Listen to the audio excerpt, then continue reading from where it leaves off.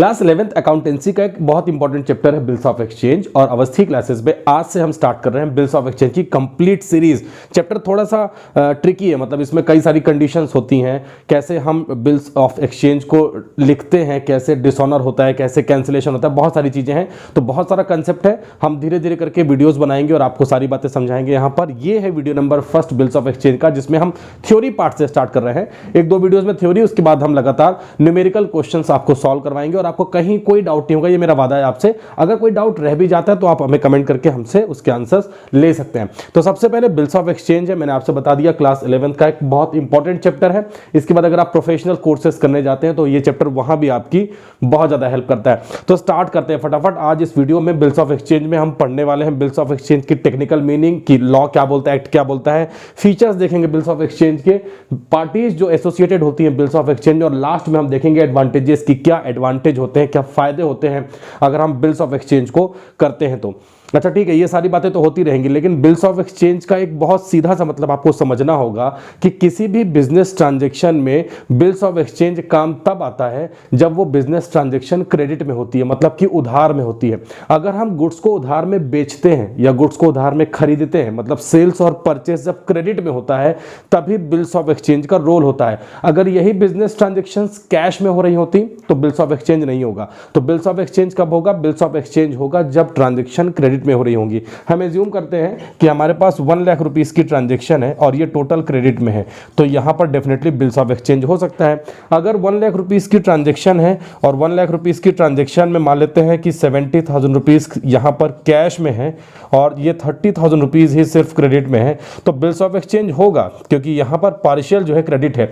तो bills of exchange सिर्फ credit portion के लिए होगा। तो यहां पर जो 30,000 रुपीस का हमने गुड्स को खरीदा या बेचा है उधार में, क्रेडिट में, उतने के लिए ही हम बिल्स ऑफ एक्सचेंज को यहां पर बनाएंगे, उसे एप्लीकेबल करेंगे। तो ये कंसेप्ट आपको समझना है। अब बिल्स ऑफ एक्सचेंज में आपको एक बात समझनी होगी कि भाई जब हम पार्टीज को लेते हैं तो बिल्स ऑफ एक्सचेंज में होता क्या है। देखिए, ये वो पर्सन है, मान लेते हैं, जिसने गुड्स बेचा है इस पर्सन को, ये हमारा ए है, जिसने गुड्स को सेल किया है बी को। अब यहाँ पर बिल्स ऑफ एक्सचेंज की ज़रूरत क्यों पड़ी? इसमें बिजनेस करना है, बहुत ज़्यादा कंपटीशन है, तो हमें गुड्स को क्रेडिट में देना ही होगा अपने पार्टीज को। मतलब हम गुड्स को उधार में बेचेंगे नहीं तो बिजनेस, आज की डेट में तो ऐसा हो गया कि इम्पॉसिबल हो गया है। बहुत सारी बिजनेस ट्रांजैक्शन क्रेडिट में होती है और बहुत वॉल्यूम में होती हैं। अब ऐसे में बिजनेसमैन बहुत सारे पार्टीज को, बहुत सारे लोगों को गुड्स उधार में वहां पे सेल करता है। अब सेल करने के बाद में गुड्स तो चला गया लेकिन पैसा आया नहीं। अब हमारी पेमेंट सिक्योर कैसे होगी? अगर सामने जिसे हमने गुड्स बेचा है, सामने वाली पार्टी हमारा पेमेंट ना करे, डिफॉल्टर हो जाए, तो हम कैसे अपनी पेमेंट को सिक्योर करेंगे? तो बिल्स ऑफ एक्सचेंज इसका हमारे लिए है सोल्यूशन। बिल्स ऑफ एक्सचेंज लिखने के बहुत सारे फायदे हैं जो कि मैं आपको बताऊंगा, लेकिन एक फायदा ये है कि हम गुड्स को आराम से क्रेडिट में सेल कर सकते हैं। जब गुड्स को क्रेडिट में सेल करेंगे तो एक डॉक्यूमेंट वहां पर होगा, वहां पे हम रिटन डॉक्यूमेंट करेंगे, वहां पे सिग्नेचर होगा दोनों पार्टीज का, और इस बात का ऑथेंटिक प्रूफ होगा कि हमने गुड्स को सामने वाली पार्टी को बेचा है, जिससे हमें एक पैसा लेना है और वो एक सर्टेन डेट को सर्टेन अमाउंट का पेमेंट हमें, वो हमारा कस्टमर हमें करेगा।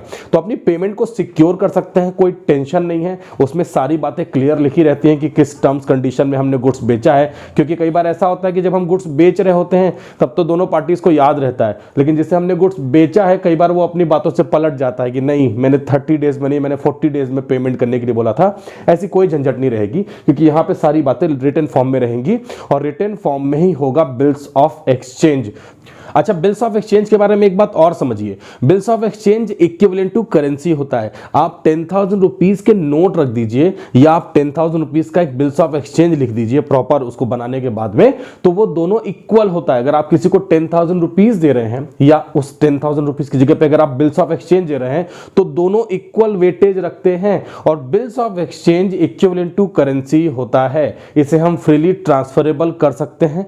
मेरे पास है तो मेरा है, मैंने किसी और को दे दिया तो वो किसी और का है। जैसे नोट होता है, मेरे पास है तो मेरा नोट है, किसी और को दे दिया तो किसी और का नोट है। तो इक्विवेलेंट टू करेंसी होता है, और ये पॉसिबल हो पाता है जब हम बिल्स ऑफ एक्सचेंज को कवर करते हैं निगोशिएबल इंस्ट्रूमेंट एक्ट 1881 में। इंडियन निगोशिएबल इंस्ट्रूमेंट एक्ट है, ये एक्ट बना हुआ है हमारे इंडियन करेंसी के लिए, इंडियन कॉन्स्टिट्यूशन में बना हुआ है, और ये इंडियन निगोशिएबल इंस्ट्रूमेंट एक्ट 1881 में बना था, इसलिए इसका नाम 1881 है। तो ये वो डेफिनेशन है जिसको हम पढ़ेंगे, और हमारे इंडिया में, हमारे कंट्री में जितने भी करेंसीज होती हैं वो सब इस इस एक्ट में कवर होती हैं। तो यहां पर अगर हम बिल्स ऑफ एक्सचेंज को देखते हैं तो बिल्स ऑफ एक्सचेंज के लिए इंडियन नेगोशिएबल इंस्ट्रूमेंट एक्ट में क्या डेफिनेशन लिखी है, क्या परिभाषा लिखी है, मैंने इसको पॉइंट वाइज लिख दिया है, पूरी डेफिनेशन वही, देखते हैं क्या है। तो लिखा है बिल्स ऑफ एक्सचेंज, मैंने शॉर्टकट में BOE लिखा है। BOE is an instrument in writing. ये एक इंस्ट्रूमेंट है। ये इंस्ट्रूमेंट का मतलब ऐसा नहीं कि कोई बजाने वाला इंस्ट्रूमेंट है या कुछ ऐसा इंस्ट्रूमेंट है। इंस्ट्रूमेंट मतलब एक ये डॉक्यूमेंट है, और इंस्ट्रूमेंट का नाम इसलिए दिया गया है कि इसे हम फ्रीली ट्रांसफरेबल करते हैं। ये लेने और देने की चीज है, मतलब ये कोई चीज है जिसे हम राइटिंग फॉर्म में लिखते हैं, और ये राइटिंग फॉर्म में लिखने के लिए हम इसका यूज करते हैं स्टैम्प पेपर का। तो राइटिंग फॉर्म में तो लिखा जाएगा, लेकिन लिखा किस में जाएगा? तो आपने देखा होगा A4 साइज के पेपर होते हैं, उसमें ठीक वैसा ही नोट छपा रहता है जैसा कि रियल करेंसी रियल नोट होते हैं, और वो बॉन्ड पेपर में होता है। तो एक स्टैम्प पेपर होता है, स्टैम्प पेपर में जितने भी करेंसीज हैं, 5 रुपए, 10 रुपए, 20 रुपए, 50 रुपए, वो सारे करेंसीज के स्टैम्प पेपर मिलते हैं। तो जब बिल्स ऑफ एक्सचेंज बन रहा होगा उस टाइम उसमें कितना अमाउंट लिखा जाना है। क्या बिल्स ऑफ एक्सचेंज 1 लाख का बन रहा है तो उसमें ज्यादा स्टैम्प पेपर लगेंगे। अगर वो 10,000 रुपीज या 5,000 रुपीज का बन रहा है तो उसके मल्टीपल में, उसके अकॉर्डिंग जो भी कंडीशन होगी उसके हिसाब से स्टैम्प पेपर लगेगा, और उस स्टैम्प पेपर में राइटिंग में इस इंस्ट्रूमेंट को तैयार किया जाएगा। तो मामला बहुत क्लियर है कि कवर होता है नेगोशिएबल इंस्ट्रूमेंट एक्ट 1881 में, और इसमें हम जो कंटेंट है उसको राइटिंग फॉर्म में लिखते हैं। एन अनकंडीशनल ऑर्डर, ये ऑर्डर होता है, ऑर्डर टू पे होता है, मतलब हमने जिस पार्टी को लिखा है ये उसके लिए होता है, और ये अनकंडीशनल होता है। अनकंडीशनल मतलब इसमें कोई शर्त नहीं होती। ऐसी कोई शर्त कि ठीक है ये मैं तुमको गुड्स बेच रहा हूं और सामने वाली पार्टी मुझसे कहे कि मैं इस गुड्स का पेमेंट आपको करूंगा अगर आज से 30 दिन बाद बारिश हो गई, आज से 30 दिन बाद, कोई ऐसी कंडीशन रख दे, ऐसी कोई कंडीशन नहीं होगी। वहां पे डेट और अमाउंट स्पेसिफाइड होगा पहले से, और उसी दिन पेमेंट करनी होगी। तो अनकंडीशनल ऑर्डर होता है, मतलब जिसने गुड्स बेचा है वो ऑर्डर दे रहा है कि आपको इतने दिनों में पेमेंट करना है। इसके अलावा लिखा है sign by the maker and acceptor. मैंने बिल्स ऑफ एक्सचेंज लिखा, बिल्स ऑफ एक्सचेंज लिखने के बाद में, अच्छा ये इंपॉर्टेंट बात है कि बिल्स ऑफ एक्सचेंज लिखता कौन है, ये जरा हमारे लिए सोचने का वो है। तो ये ए है जिसने गुड्स को सेल किया है बी को। अब अल्टीमेटली पैसे लेने हैं ए को बी से, मतलब बी पेमेंट करेगा ए को। तो और यहां पर बिल्स ऑफ एक्सचेंज जो लिखेगा वो ए लिखेगा। ए स्टैम्प पेपर लेगा, नोटरी के पास जाएगा, वकील के पास जाएगा, क्योंकि वही लोग इस काम को करते हैं, उनके पास में प्रॉपर ड्राफ्टिंग कराएगा, उसमें लिखवाएगा। उसका प्रोफार्मा भी आपको दिखा देता हूं मैं।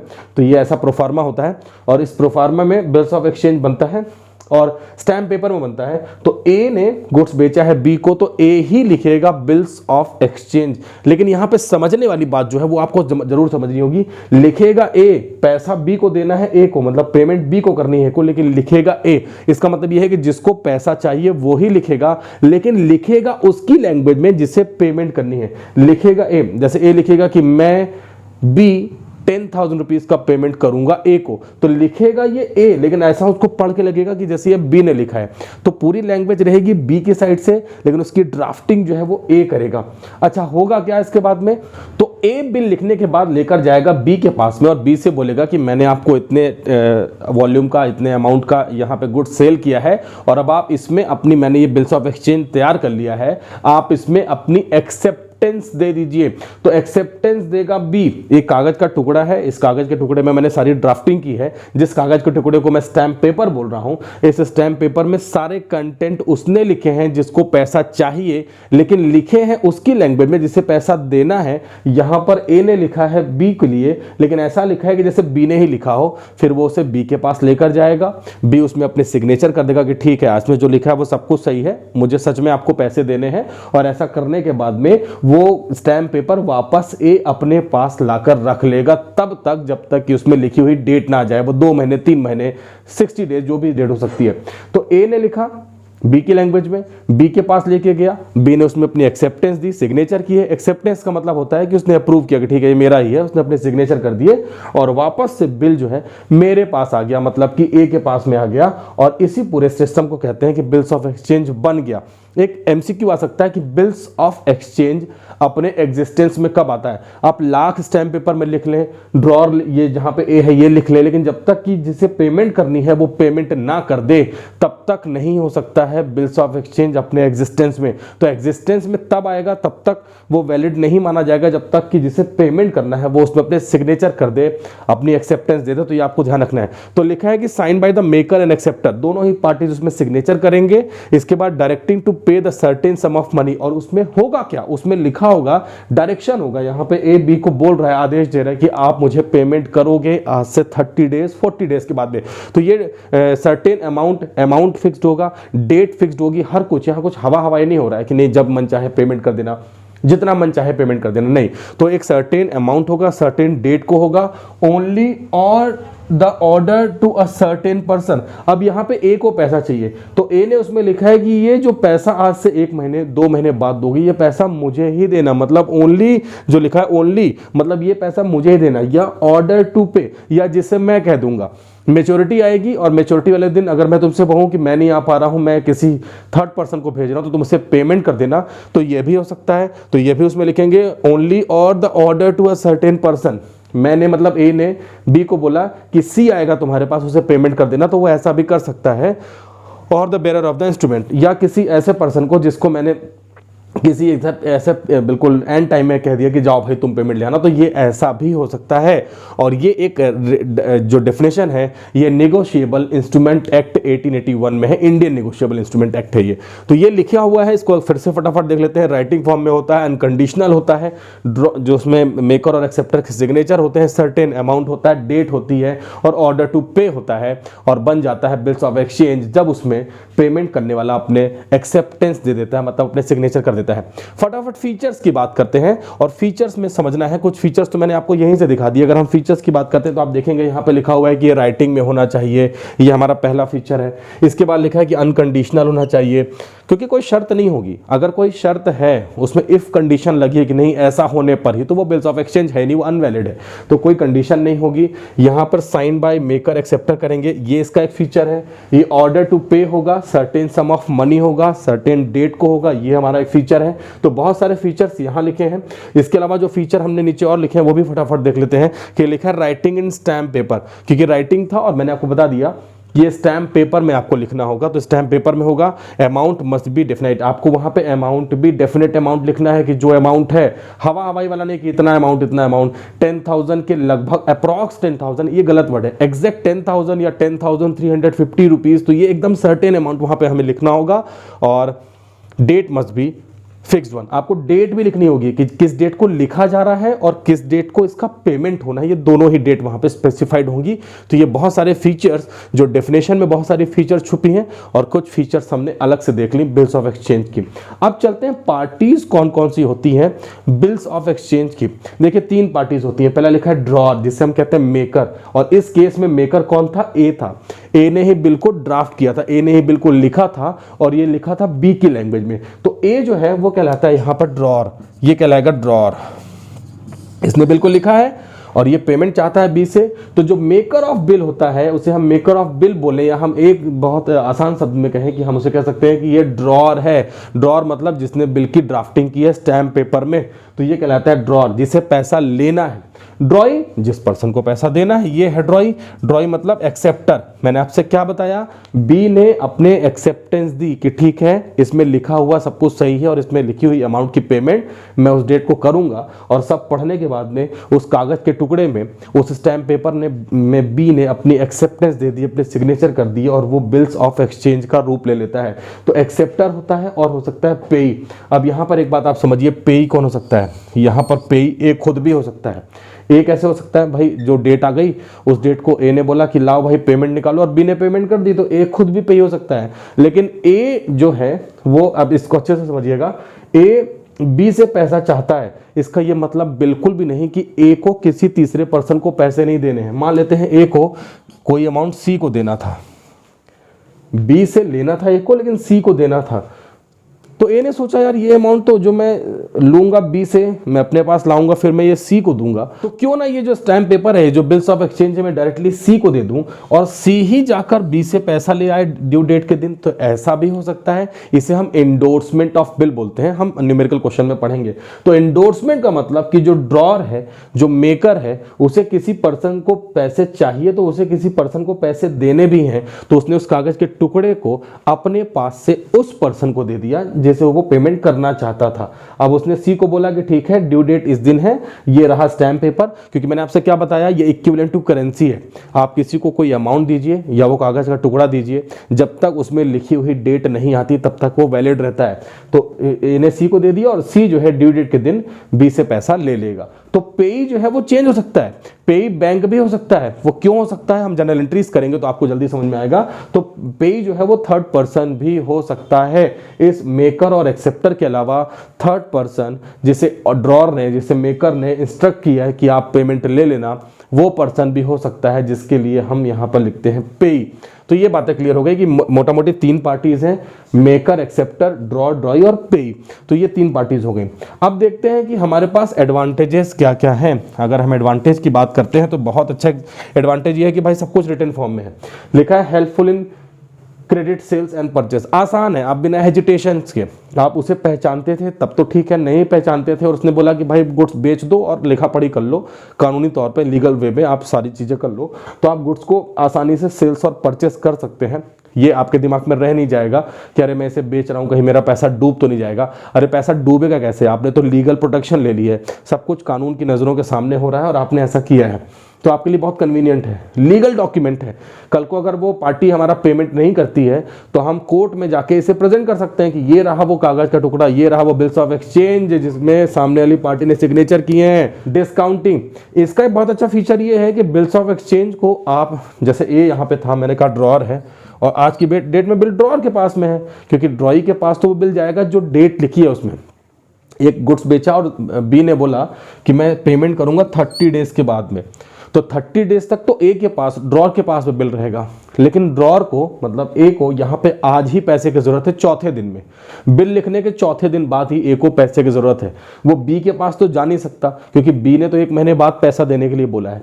ऐसे केस में ए जा सकता है बैंक के पास में और बैंक से उस बिल को करा सकता है डिस्काउंट। अभी आपको इतना ही समझना है क्योंकि जब हम न्यूमेरिकल सॉल्व करेंगे तो इसको और ज्यादा डिटेल में समझेंगे। तो डिस्काउंट मतलब टाइम से पहले बैंक ए को पैसा दे देगा और क्योंकि बैंक ने पैसा ए को दे दिया है तो वो बिल्स ऑफ एक्सचेंज बैंक रख लेगा और अल्टीमेटली जो बी है वो फिर बैंक को जाके पेमेंट करेगा। तो आपने देखा कि जो पेमेंट बी ए को कर रहा था अब पेमेंट वो बी बैंक को करेगा, इसलिए मैंने आपसे कहा कि पेई जो है वो चेंज हो सकता है। तो डिस्काउंटिंग की सुविधा है यहाँ पे, फैसिलिटी, आप डिस्काउंट करा सकते हैं, इंडोर्समेंट करा सकते हैं। मैंने कहा ए ने सी को दे दिया, सी ने ई को दे दिया, तो इंडोर्समेंट लगातार वो एक दूसरे को एक्सचेंज हो सकता है ड्यू डेट के पहले तक। और रिलीफ फ्रॉम रिमाइंडर्स, आपको बार बार रिमाइंडर देने की जरूरत नहीं है, बार बार फोन करने की जरूरत है, यार तुम्हारा पेमेंट बकाया, पेमेंट कर दो, पेमेंट बकाया, पेमेंट कर दो। कई बार लोग नहीं देते तो हम ऐसे रिमाइंडर्स देते हैं, लेकिन आप आराम से बिल्स ऑफ एक्सचेंज लिखने के बाद में फ्री हो गए हैं, रिमाइंडर्स नहीं भेज रहे हैं। रिमाइंडर्स भेजने की जरूरत ही नहीं है क्योंकि जिस पार्टी को आपने बिल लिखा है बी को, उसको भी तो टेंशन है कि अगर मैं ड्यू डेट के दिन पेमेंट नहीं कर पाऊंगा तो मेरे ऊपर में लीगल एक्शन हो सकता है। तो यहां पर डिफॉल्टर यहां पर डिक्लेयर कर सकती है लॉ कोर्ट बी को, क्योंकि उसने टाइम पे पेमेंट नहीं किया और ये बहुत अच्छा साइन नहीं है, आपका डिसऑनर होता है, तो ये ध्यान रखना होता है बी को। तो बी भी टेंशन में रहता है कि यार मुझे पेमेंट करनी है, तो आप बिल्कुल फ्री हो जाते हैं। और ये सारी खूबसूरती जो है ये हो पाती है जब आप करते हैं बिल्स ऑफ एक्सचेंज। तो आपने देख लिया बिल्स ऑफ एक्सचेंज कैसे लीगल वे में प्रोटेक्शन देता है, फीचर्स क्या होते हैं, पार्टीज कौन कौन सी एसोसिएटेड होती हैं और बिल्स ऑफ एक्सचेंज के एडवांटेजेस क्या क्या होते हैं। नेक्स्ट वीडियो में मैं आपके लिए प्रॉमिसरी नोट के बारे में बताऊंगा क्योंकि कंफ्यूजन बहुत ज्यादा बच्चों को है, मुझसे बच्चे कमेंट में पूछ रहे हैं कि प्रॉमिसरी नोट और बिल्स ऑफ एक्सचेंज क्या सेम होता है। इस वीडियो में नहीं, नेक्स्ट वीडियो में बताऊंगा। और नेक्स्ट वीडियो में आपको यह भी बताऊंगा कि प्रॉमिसरी नोट और बिल्स ऑफ एक्सचेंज में क्या डिफरेंसेस होते हैं। थोड़ा सा वेट करिएगा, नेक्स्ट वीडियो में आपको बताऊंगा। वीडियो कैसा लगा, कोई डाउट हो इस वीडियो में तो आप मुझसे जरूर पूछे कमेंट सेक्शन में। चैनल पर नए हैं तो सब्सक्राइब जरूर करिएगा और बेल आइकन को प्रेस कर लीजिएगा। ऐसे वीडियोस मैं आप लोगों के लिए बनाता रहता हूं। मेरा एक और चैनल है जिसकी लिंक मैंने डिस्क्रिप्शन में दी है, अवस्थी टॉक्स के नाम से, थोड़ी मोड़ी ब्लॉगिंग कर लेता हूं मैं, उसे भी आप सब्सक्राइब कर लीजिएगा। तो नेक्स्ट वीडियो में बहुत जल्दी फिर से मिलता हूं। आप जोरों शोर से पढ़ाई करिए और बहुत इंपॉर्टेंट चैप्टर है ये। नेक्स्ट वीडियो में फिर बहुत जल्दी मिलूंगा, अपना ख्याल रखिएगा, बाय बाय।